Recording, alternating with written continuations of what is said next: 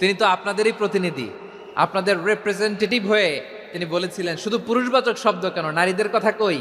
আল্লাহ তাআলা নারীদেরকে খুশি করবার জন্য তাদের এই আবেদনের প্রেক্ষিতে প্রতিটি শব্দ পুরুষবাচক শব্দ ব্যবহারের পাশাপাশি নারীবাচক শব্দ ব্যবহার করেছেন। আওয়াজ করে পড়েন আল্লাহু আকবার।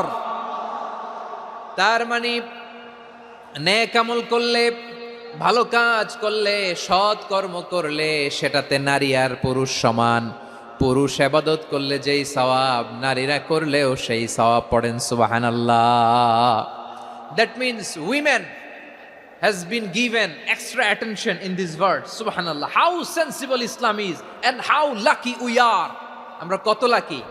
নারীদের প্রতিনিধি উম্মে সালামা বলার সাথে সাথে তাদেরকে খুশি করার জন্য আল্লাহ পুরুষবাচক শব্দের পাশাপাশি নারীবাচক শব্দ দিয়ে একটা গোটা আয়াত নাজিল করেছেন। পড়েন সুবহানাল্লাহ। তাহলে আসুন আমরা দেখি কোন 10টি বৈশিষ্ট্য